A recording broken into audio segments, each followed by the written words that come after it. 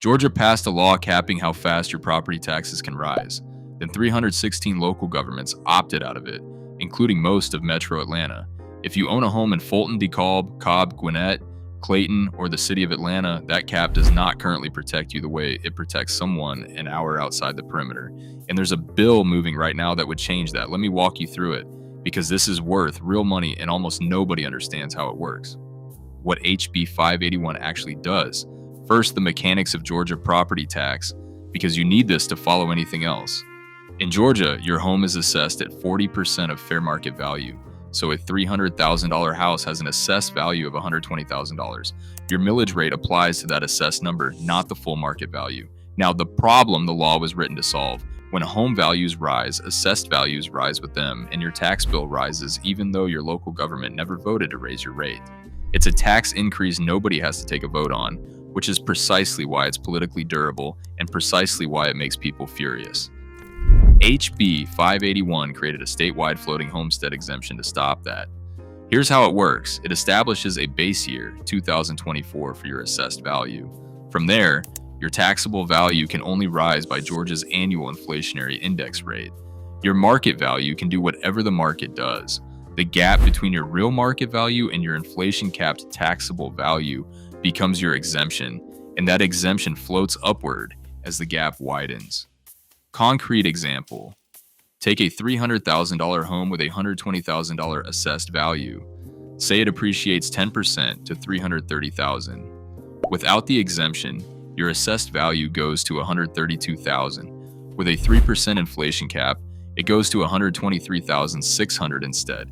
Your floating exemption is the difference, $8,400 of assessed value that never gets taxed. And this compounds.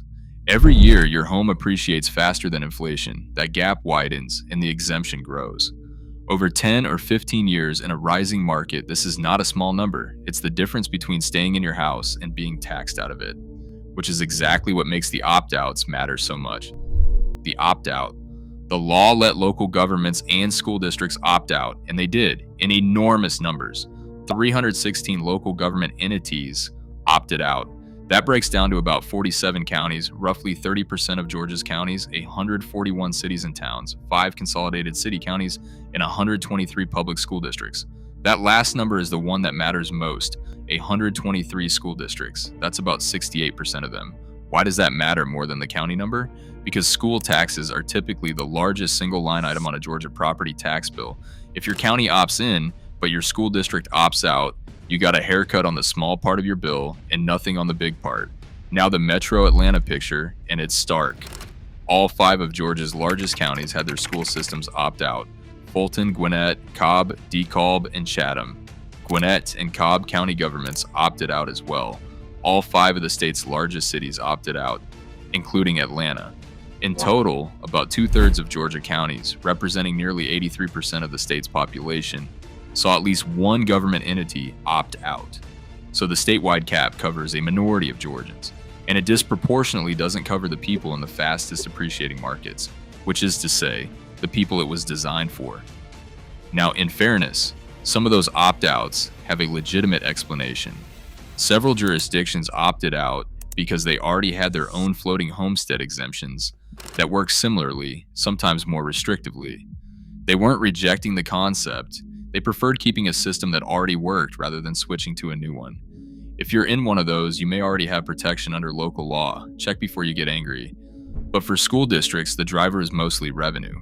School systems couldn't participate in the local option sales tax that was designed to offset the exemption's cost, so they'd have taken the revenue hit without the replacement. From a school budget perspective, opting out was rational. From your perspective as a homeowner, it means your biggest tax line has no cap on it. The tax foundation raised the structural concern here, and I think it's the right one. Georgia now effectively has 2 separate local tax systems with different property tax rules and different sales tax rates depending on which side of a county line you're on. That influences where people choose to live and shop, and it makes property tax bills across overlapping jurisdictions genuinely hard to understand. What's happening right now? Here's the part that makes this a news story rather than a policy explainer. On February 4th, 2026, the Georgia Senate passed Senate Bill 382 by a vote of 31 to 19. That bill eliminates the opt-out provision entirely, making the exemption mandatory statewide. Related legislation has been moving to make the cap mandatory beginning in 2027. If that becomes law, every jurisdiction that opted out gets pulled back in, including Atlanta, including all those school districts.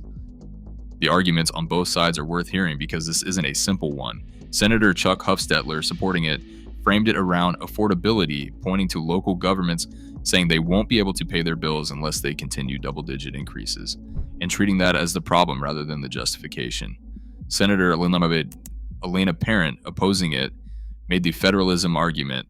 A one-size-fits-all approach is potentially not great policy for a state with 159 counties. And opponents raised two more points I think deserve airtime. First, it changes the deal voters approved. The original law was a bipartisan compromise that included the opt-out, and removing it after the fact is a different bargain than the one on the ballot. Second, capping assessment growth constrains school budgets, and Atlanta Public Schools in particular is already dealing with consolidation planning. There's also a critique from the other direction that I think is the sharpest one. This does nothing for renters. A property tax cap is a homeowner benefit. If you rent in Atlanta, this entire debate is about protecting other people's asset appreciation. And to the extent it constrains local revenue, it may reduce services you use. That's not a reason to oppose it, but it's worth being honest that the beneficiaries here are a specific group. The part of your bill nobody explains. One more mechanic because it's where most of the confusion lives. Cap.